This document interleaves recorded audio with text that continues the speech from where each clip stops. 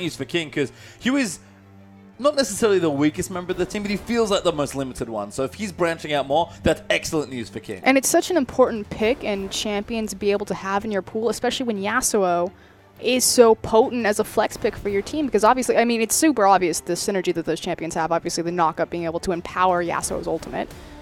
Yeah, and we saw it there from King all game one long. So we'll see what happens here in this draft as King on the blue side now. Kalista gets banned away from them. Makes sense by QG. I don't want to give that away to King as a first pick, but an Annie ban to start things off. Again, TCT really only shows up on very limited champion pools. Did have a Braum, had some really nice ultimates last game, but Annie and Janna have really been his big go-tos, as well as Sivir for TNT. So we'll see if King high prioritizes that in their draft phase again as a denial against TNT. Echo banned away as well, so King not willing to first pick it here, but want to take it away from Swift in particular. Curious. Gragas banned as well, actually, which opens up the potential first pick, Rek'Sai pick here for King. Swift's Nidalee looked good in the early game, but he couldn't quite convert in the team fights, I felt like. I'm actually really surprised that they banned Echo from blue side, especially because Korn has one of the most impressive mid lane echoes of any mid laner in the LPL. Tells me that they have something else, and I think it, again, kind of points back to Sivir, you know, that being the priority denial from TNT. What's also not a victor is they're going to ban that away from themselves. Don't want to pick that one up either, but do want to take it away from Doinby, who looked like the best player on QG's side, playing that champion in game number 1. And a Rek'Sai ban there from QG opens up the insta-lock Rise. Okay, so we'll see whose hands this goes into now. Again, it is a flex pick. Both Insec and Korn can play this champion. I would say it's actually more likely to go into the hands of Korn. So we'll see if Insect doesn't end back up on Vladimir, especially because, again, Hemoplague with the bounce damage from Rise can be pretty absurd. Yeah, Rise, again, did get tweaked in this patch. He's not nearly as strong in the early game, but he still scales up just fine. Still an absolutely massive threat there as QG now looking for their next 2 picks. They're going to consider Thresh. I like that pick a lot from TCT. Might be taking that one up, but they're already looking at this as the top lane. No, they do swap it away. Good. Yeah, Sivir and Thresh make sense here for QG. They had to take Sivir here. There's no way. Again, so we always talk about this in kind of rotations, that if you see a first pick Hecarim, that you have to take Sivir on second rotation because you can't let those champions be together. I want to emphasize exactly the same thing for Rise. He is a 600 range snare, and once he gets a hold of you, he just blows you up. The problem is that he doesn't have any gap closer or mobility to get on top of you. Who helps him with that? Sivir. So you have to take that away. Yeah, it's also been Name's best looking champion, honestly, all split there as well. So no surprises there to see that taken away from QG. Smart drafting here early on. And King now considering their next few. Zero is going to revisit the Janna pick, so King, seems like Zero at least, has been taking himself quite seriously. And they consider Fizz for someone, but instead they take Lee Sin. And again, we go back to the idea of augmenting Rise's ability to get on top of you or to catch up with you. And, you know, if you can't get Sivir for the On the Hunt, you can get Janna for the Tailwind. Now, obviously, it's not global, but back when Janna's passive was global, Janna gave Rise a huge boost in his win rate, just making him move faster. So again, just emphasizing how important it is to speed Rise up. Yeah. Could also maybe get the Talisman, which got changed a couple patches ago. So 40-second cooldown. Mini Sivir ulti, not too bad there. If King do want to take that for themselves. Seems like we're considering Nidalee again, though, for Xiao Gu, but see exactly what they want to take for themselves here. 2 seconds left. They do swap away to Maokai. That'll be V's champion, which is a bit iffy potentially into that Rise. And Swift, once again, you have to think he's the one on Nidalee. The 1v1 matchup, it's pretty much going to guarantee Rise a free lane if a lane swap doesn't come through. That said, Xiao Gu do have a Sivir, and they're one of the teams that like to favor lane swaps. So I suspect that they'll try to put Insect down and behind in that direction. But Maokai, again, so the 1v1 gives Rise a free lane, but it's so important to have the Maelstrom. Vengeance, his ultimate. Yep, Vengeful Maelstrom. Vengeful Maelstrom to deny a lot of the AoE burst damage that Rise will be putting out. Deny that away here. So smart pick there for comp there, QG. As King, what? Is he playing Draven? And there's the Yasuo once again for King. Again, another flex pick there, but Nautilus gets locked in as a response. That'll be the... What is this game? That's a...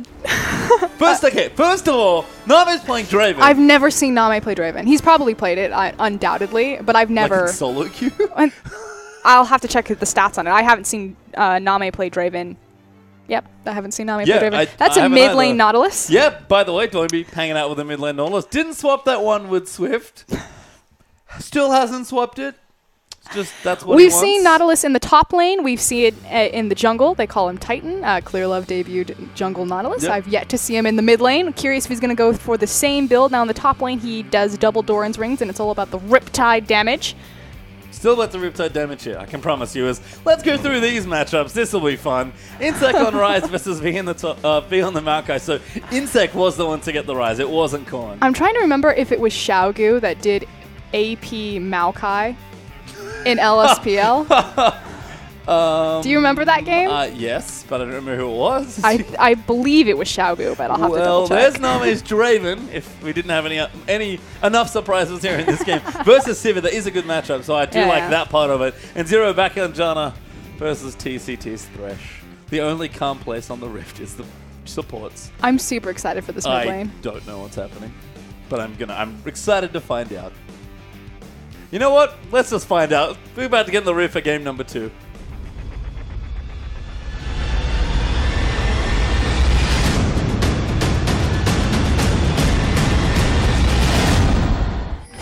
Hello there.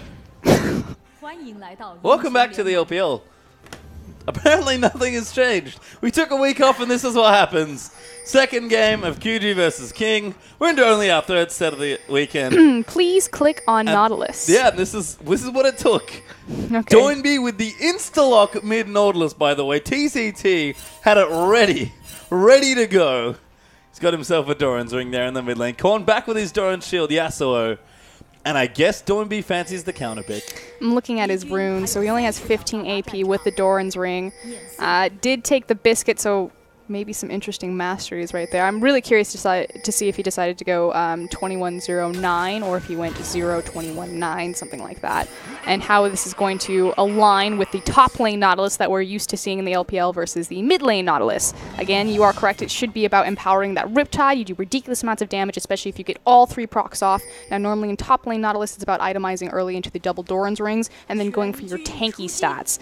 We'll see if it's more AP-oriented from the mid lane position. We'll have to see. I mean, I don't mind it as a pick to some of these mobile carries. Honestly, Nautilus results really good against Insect, Korn, and Name. And King, once again, are running 3 threats here with Korn back on his Yasuo. They've brought a lot more CC this time around, though. They do have the snare as well as the Insect kick, if you will, from Huey. Yep, well, that's hilarious, actually, that Lee Sin is the pick there from Huey, with Insect on his team, but in the top lane. As we'll see how this works out here. Doinby hasn't actually skilled anything yet, so hanging out actually takes W first. This is actually fairly common. This is what Aluka will do in the top lane with Nautilus. He's one of the first players to debut the top lane Nautilus, and it's just so he can walk into the creep wave, press his W, gets that free shield, and obviously, again, the thing about Nautilus's kit, as you see him chase Korn away, is that he's already riddled with CC. So even with W, he technically has a CC with his auto attack applying that stagger. Makes sense. A little iffy early on against Yasuo as well, especially melee versus melee.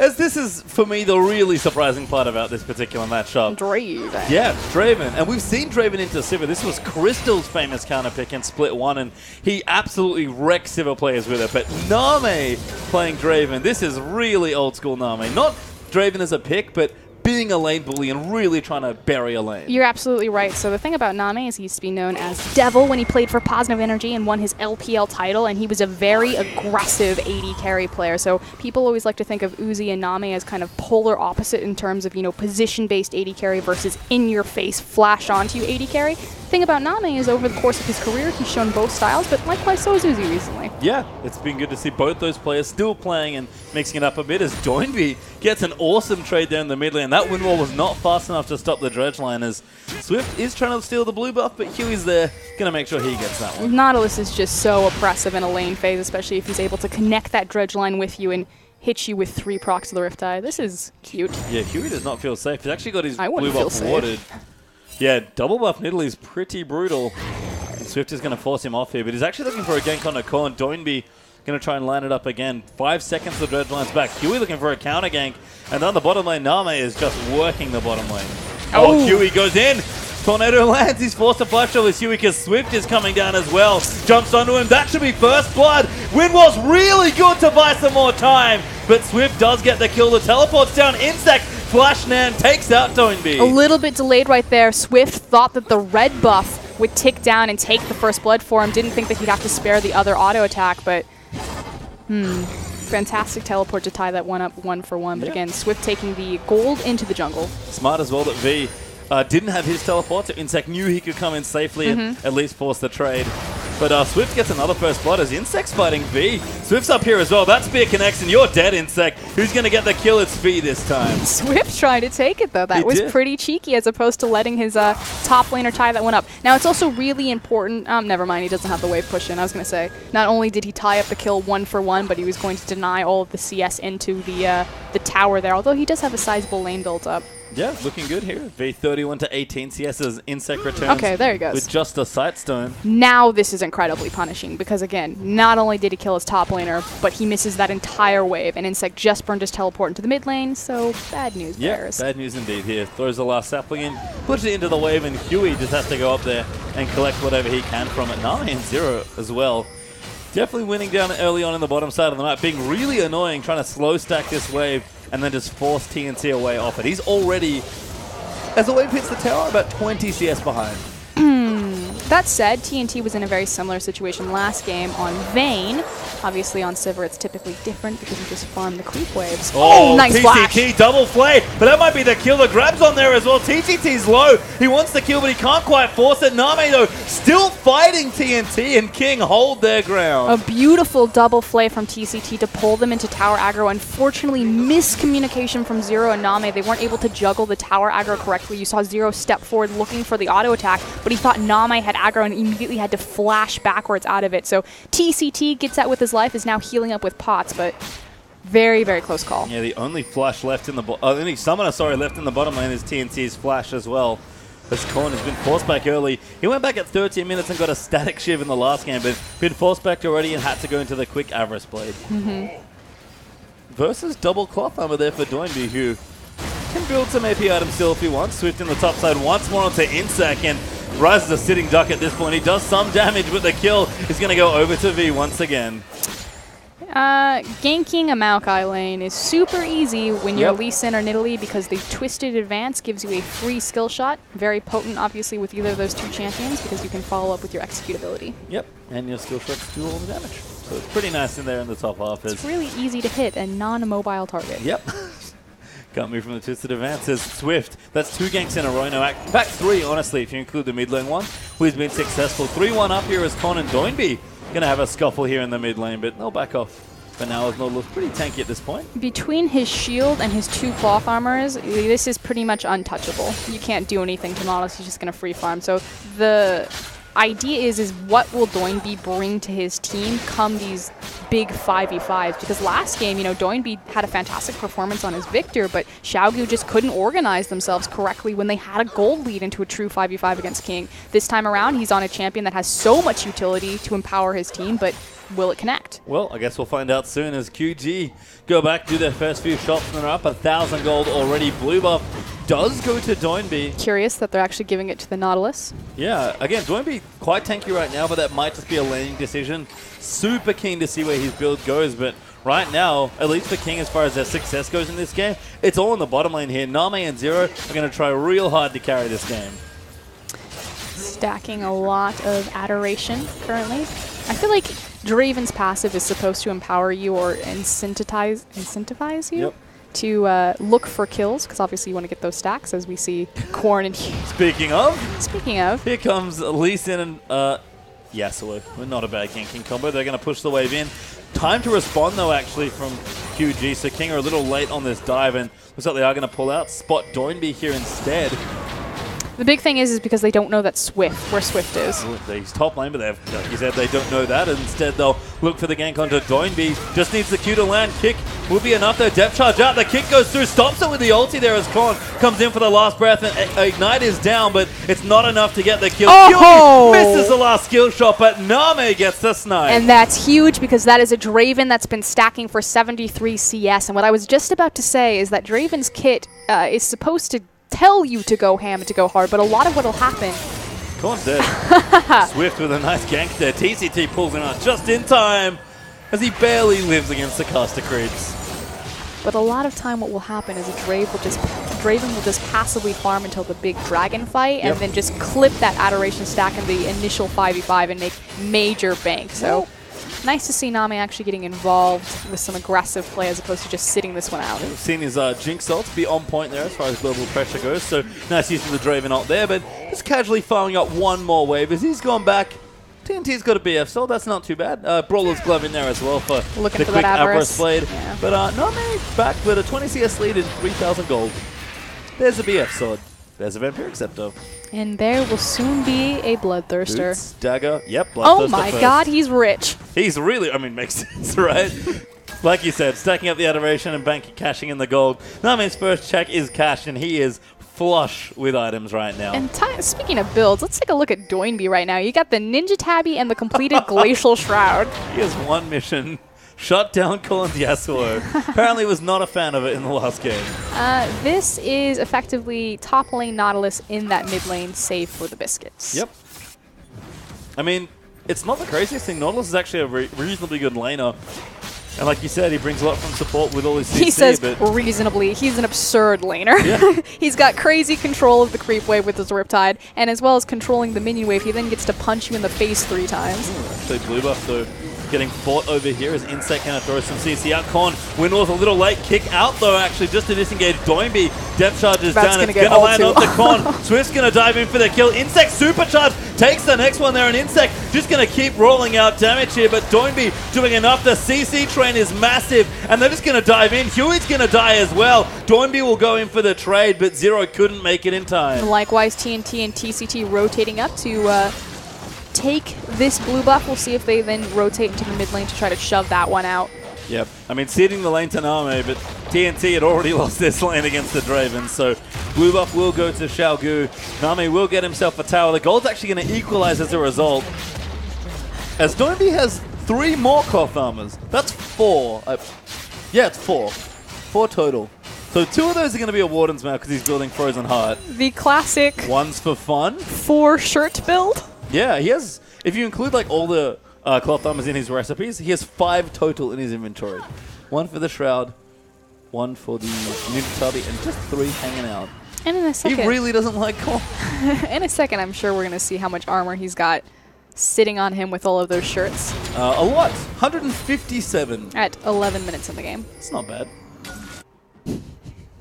I mean, he could have more. Problem is that you still have to deal with this Rise, and if you look at where all the gold is allocated on King, majority of it is still in Insect's pocket. Now we do see Name with a decent lead, obviously with his CS being the highest in the game, as well as having his completed Bloodthirster, but you know, Rise will eventually be a problem. Yeah, I mean, Insect's building up damage. You saw it just in the last little gank. This was some base items he was able to dish out.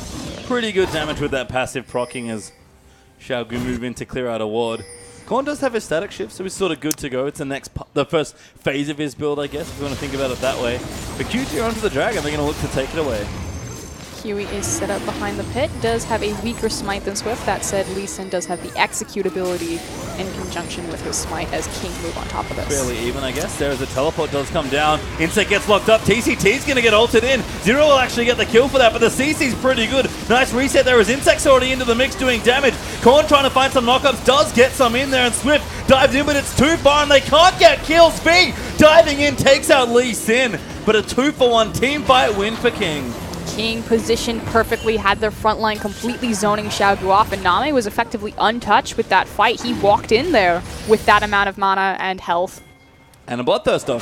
And was a Bloodthirster. Able to do pretty good damage there. King, unfortunately, a little low, going to have to back themselves off from the dragon, but at least I know it off from QG. You actually take their time to rotate into the mid lane. Korn, nice wind wall, going to deny Siva as Nautilus is forced to flash out from that. But look at how confident Doinby is. Oh, Zero in trouble. Swift going to get chunked out, but it's not enough here. Doinby's still running in. Gets Korn there. He's going to have to win wall again, but he doesn't have it. Nami going to get chased down. The flash from TNT is going to give himself the double, and that will give QG back control of the dragon. Okay, so Swift was obviously the guy who made the crazy play right there, but Doinby is putting Xiaogu on his back right now with this Nautilus mid pick. Just super confident. As soon as he saw where King was, you see that TNT looks to back off. Doinby's like, no, we're fighting. Yeah, and that's what happened. I mean, Nautilus really tanky even without items. I'm sure support players know that.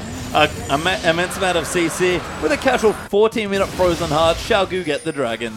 Ridiculous amounts of armor. Not only, obviously, will that empower him against Korn and Name, But likewise, it opens up so many dive options, and we've already seen Doinby going crazy ham. Again, this is the guy who started out as the Morgana main, the supportive mid laner style. He's on a support champion, but this is a bloodthirsty play style. It is. And, you know, Doinby was described to me, despite all the early Morgana Lulu picks, as having actually being a versatile player. I believe that was one of his traits in the LSPL, and Gives was sort of coming up and qualifying for this particular split as Huey.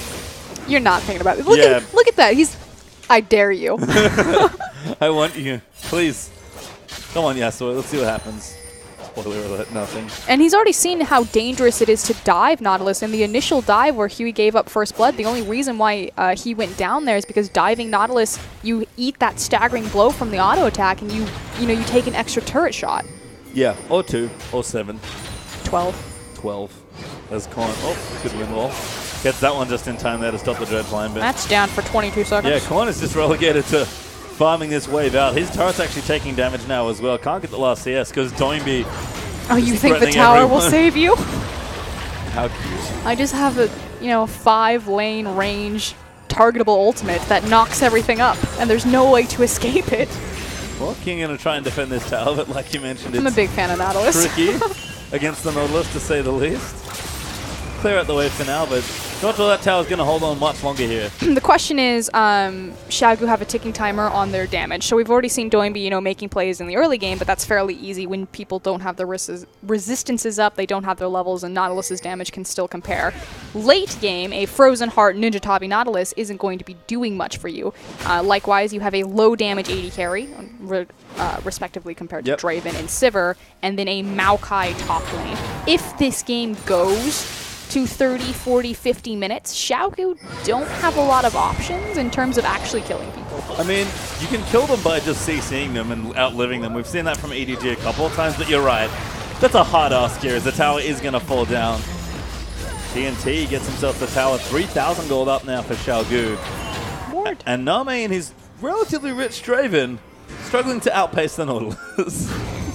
Xiaogu, though, doing a great job recognizing that they need to strike now, start building up this massive gold lead so they can stay ahead in their resistances and their damage items before King have a chance to ramp up. Because again, late game, Yasuo, Draven, and Ryze are going to be a massive problem. And I like that you mentioned Ryze, because Doinby does not have magic resist at this point. I'm actually very surprised that they didn't swap Insect into the mid lane. Yeah, I was actually really shocked. Because, I mean, Korn had his static give it a good clip. He could have just started split pushing, but instead stayed in his mid lane. Again, we talk about King.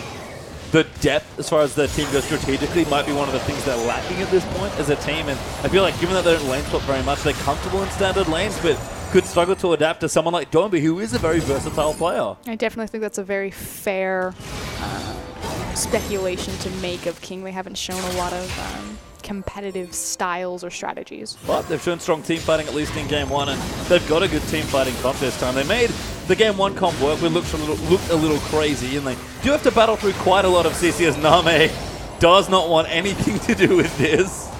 And rightfully going for last whisper second with a pickaxe in his inventory. I'm really curious. It seems like a disconnect between TNT and Doinby. Obviously, one of them is Korean, one of them is Chinese. Korn actually gets locked up. He's going to dive in on top of him. Insect gets exhausted. Damage not quite there. Insect getting low. Will just live there. No, TNT still able to take him out. But Korn takes out Swift. Name's kiting back. But Doinby's just too tanky, I think. Korn lives for a little while longer, but TNT goes untouched so far. Name getting flash CC'd up there by Doinby, still trying to run himself away. But 3 members of King are already dead. A good stand aside from Name, going to be answered by a nice kill from TNT. Doinby is unstoppable right now in these team fights. Name doing everything he can to kite back and allow his team enough time to tear through the tankiness that Xiaogu have already built up. But Doinby flashing forward onto the AD carry, making sure that he gets that staggering blow, leads them to the team fight as well as the mid-tier tower. And Huey couldn't do anything in that fight. You saw him there just at the Krugs. You just fight started. He's like, yeah, I don't really like what's happening, as you'll see. And again, look at this. Doinby's the guy who starts the fight. And the reason why I was saying that there's a bit of a disconnect is because the On the Hunt came out so earlier. Doinby's been looking for a team fight this entire time. So here we go. King gets shoved down into this tiny little choke point. Look at the Venn diagram of the Riptide as well as the Vengeful Maelstrom. There's the flash forward. Name can't do anything. He already dodged the death sentence. But from here, you're done. Yeah. Dredgeline lands. Doinby collects the kill. Actually, it's TNT. He says, thank you very much for the setup, Doinby. And that's what he's been doing, sending things up nicely. He's got a Warden's Mail building in for a random Zero. Zero's forced to fly. Just running straight at people. He wants to fight 24/7. Yeah, Doinby has one mode now. And still kept up in CS as well. So King is struggling to make a dent into this Nautilus. Is 3-1. The advantage in towers. Upper Dragon as well. And 15-7 in kills. Converts for about 6k in current gold lead there for Xiao. And King just need to hold on, buy some time, and get their items. Because if they get them, they can outpace this. But right now, Doinby, like you said, he's unstoppable. And Xiao are doing such a great job speeding up the pace of this game. They start to rotate down towards the red buff. But more importantly, that last standing outer turret is what they want. And I feel like Huey's just not been able to have the impact on the game that we saw him in the Gragas. And he was good late game there. His ultimates were good. And even though his gank pressure's been a little wanting in the series, he needs to make stuff happen in the late game. Because King, right now, they're just sort of relegated to farming the waves, getting those items, and hoping to pick a fight when it matters. It is all about the stall now for King, like you said. Farming up, making sure they're itemized. Stacking specifically for Rise, has his row completed as well as that tier available. So once those items are both powered up and online, we'll see if King are maybe able to find a better footing in these 5v5s. Yeah. I mean, Rise still scaling, Colin building in for Blade of the Rune second. I like the choice against all the tanks here from Xiao, and Name knows exactly what he wants. This is a pretty common Draven build anyway, but Last Whisper is especially crucial in this game. Just empowering those axes to make sure they hit as hard as possible. TNT being some... Oh, actually, wow. Okay, so speaking of kind of different builds, TNT looking for the Phantom Dancer as opposed to the Static Shiv on the Sivir. I think he has to, because he knows that he needs to make up for the damage for his team. That is the one thing that Xiao maybe don't do enough of, especially towards the late game. It's just super curious. I mean, when you can get back or get down into kind of the nitty-gritty math of Phantom Dancer. Hold on. TNT, though, is going to pop his ulti and run it. Name gets crit a couple times, but the exhaust is there from TCT. Damage is good. Name can't get away. He made it close, though. Was in the animation for the ultimate right there to trade 1-for-1, but great CC from TCT. TCT. Yeah. Man, more? Why couldn't you just... Why couldn't you just stick with more? Why couldn't you just keep the... anyway. The math between Static Shiv and Phantom Dancer, obviously Phantom Dancer is going to be the more damage because you're paying for the crit difference, as well as kind of the unique passive running through the creeps. But on Sivir specifically, because you're using On the Hunt, it empowers to get more Static Shiv procs up because you're moving faster. So I feel like... in a straight, no one's moving, obviously the Phantom Dancer is going to be better, but with Sivir specifically, having the On the Hunt, moving that much faster, being able to stack Static Shiv more potent. Seems like a trade between like consistent damage and burst damage. Yeah. I think you're... Yeah, I mean, it makes sense from TNT what he's doing for both ways. Yeah. He also has a Warden's Mail. They're on sale, apparently, in Xiao's Nexus.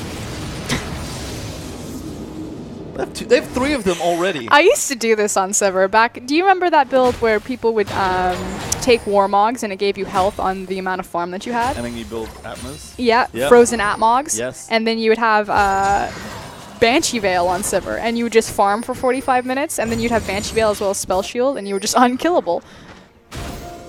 You're a bad person. Was that season 2? 1 or 2. You're awful. Why would you do that to anyone? TNT's got a Warden's Mail. Who does? Draven's not doing anything to him. He's looking for that 1v1 duel. Well, he's got the Last Whisper now, but I don't know if that's enough to cut through quite all of the armor that QG have stacked up. Just add insult to injury, by the way. V has also got a Frozen Heart, so Warden's Mail's everywhere for QG. 3 of the 5 members. I'm sure Swift is coming up next. Or, you know what? Probably TCT. He's got one coming in as well. I wish they would just put their pink inside the pit. That's the second time in this series that happened in the first game for King that a Baron has been spotted out by a corner green ward. Remember to sweep, kids. Yep. Use your sweepers. Sweep responsibly. Responsibly. You can see that ward just poking its head over near the Baron. Can't be spotted there by QG's pink ward. Look at the Scuttle Crab though, a bit more vision as Kings still need that time to stack up, and they've fallen pretty significantly behind in gold at this point in the game. 8,000 gold behind and counting, as QG are not stopping anytime soon. They do have great wave clear though in the form of Rise. That said, it's not the safest wave clear because obviously Draven's not going to have the same AoE pushing potential that a Sivir will. And likewise, Yasuo can clear waves, but he needs to use his flow to get on top of them, so he can't do it from a safe distance. Yeah, I mean, Windwall is not a bad tool in either a siege or a counter siege, but like you said, pretty long cooldown, about 22 seconds or so. So it'll take some time. They'll do a decent job here clearing things out. Zero of all people is going to make it actually a little tricky to bust down these turrets, but QG are in absolutely no rush at this point in the game. Yeah, right now they're trying to set up multiple pressure points, which is why you see V running down to that bottom wave to kind of pick up and clean that out. He should be creating a slow push into the opposite direction before he joins his team. And what I assume Xiaogu will be doing is once V creates a slow push, they'll pace that around the Baron and kind of wait for Insect to make a positional error. Should have just enough time to do it as well, as Dragon's up in a minute 50, where they want to be back in the bottom half of the map. But King have not found their first Dragon yet. QG are on track for 5 Dragons as well, which is a nice way to make up for your all-tank composition damage. This is entirely defeated. Xiaogu are losing so much pressure and momentum on the map simply because the Baron pit is warded. The game has been stalled out for 2 to 3 minutes because of a single ward. And like we said, King, really at this point all they need is time, and they might need quite a bit of it, but Seraphs has transformed up for Insect. Blade of the Ruin King's done now for Korn. Name's had his 2 items for a while. He can keep farming up and move into his next big item. Like, things are happening here for King at least. And Zero's even got his Magi's ready to get some stacks there as well. So things are looking good for King if they can hold on, but still a massive deficit. When did he pick that Magi's up? Was that his second rotation? Probably. I was going to say the young 25-minute Magi's. Maybe. I mean, Zero had a last game and actually built up quite a lot of AP. I don't remember how many times he died. Yeah, but I guarantee you didn't pick it up in 25 minutes. No. Oh, no. Well, look at his build. His Sightstone, Moby Boots, Spell Thief's Edge. That's like a 15-minute Magi's. There's no Guardian Angel in there. Where is Zero? What have you done with him? Here we go. We've got the push. Hook misses. Name eats a spear though. Korn forced a wind wall. Can't really do much with that. Teleport. TCT gets kicked over, but Name's just trying to do damage. Gets exhausted though. Huey's trying to kite them off, but the depth charge is too much, and it's just too much CC. Huey now going to be the next one to go down as TNT takes him out. Korn going to be the next victim as Insect's late to the party. QG get 3 kills, and that's about all they'll need. We talk about all of the armor that Xiaogu have on their side, and it's just impossible to get through that tank line as well as the CC. And we're just waiting for Insect to take off. He does have his Archangels online as well as the Rod of Ages. But Maokai, the Maokai ultimate on top of the stacking armor pretty much negates any sort of damage output that King are able to front. Yep, and it's been no damage for King all game long, it feels like. As Insect trying something here. Maybe a Baron still might get a kill into TCT for his trouble. Flashes for it. Can't find it though. Just going to get CC'd up forever. Does dodge the hook, but Baron will go to Xiaogu. Insect will die. That'll be 4 kills and a Baron for Xiaogu, and just add insult to injury, make it 10,000 plus gold ahead as well. It's just impossible to escape them with all of the frozen hearts as well as the chain CC of Nautilus and Maokai, and then you're outputting damage through Swift's Nidalee, you know, going the Runeglaive Hourglass Void. So you have your burst damage if those TNT's that was finished cheeky. his Randuins. It's finished. The kite. It makes so much sense. You have so many slow items, especially even on TNT Sever with the Randuin's Omen, and again, they don't have a super big burst team. If you hit a spear, you're going to chunk someone, but otherwise it's about whittling them down and chasing them down. So how do you do that? You slow everyone, and you just make yourself unkillable. Yeah. QG going to get Dragon number 3 as TNT and his Randuins right in towards King's currently empty red buff. They're ruining solo queue for everyone right now. Yes. So many Randuin Severs. I mean, so many Nautilus mid. If you take a step back, QG's drafting and like item builds this game are really smart. No, I'm loving this. Yeah. It's so awkward that like not only a King like just struggling against all of these frozen hearts. They're just gonna go in this time. Zero's dead. Huey gonna get chased down for the next kill as Domi is just rushing in there. They found Name, can't dodge any of this. He'll be the next kill there as Domi actually collects him. Insect's gonna dive in. He gets a kill onto the support. Gonna try and make it good, but can't get another one. And there's the ace for Xiaogu. And again, we talked about how there's no MR, but you have the Maokai ultimate there to deny Rise. And King, we talked about, you know, if they get to late game, they have a ton of damage threats. But at this point, they're so far behind in gold that they can't keep up with the resistances. Everyone on Xiaogu are, you know, 2-3 items ahead of their counterparts. I don't even know if late game King could have easily dealt with this given how tanky everyone is, but we're not going to find out today here. Xiaogu are going to take game number 2 in very stylish fashion. It's not just Domi's here that's good to look at, it's the item builds as well. Doinby with a fantastic performance on that Nautilus mid. I have to go back. Obviously, across the board, we talked about this multiple times with Xiao. Anyone can carry from that team. It's part of the reason why they're tied for first place, especially as they split the series here. But Doinby, wow. Great performance on Victor despite the fact that they lost the first game. Really picking it up with Nautilus and proving that he's not a supportive style mid laner. He can take a support mid, but he has murder in his eyes. Always. Murder in his adorable, adorable eyes. Qiao, really creative game number 2 there. I'm not sure they had to pull out the Nautilus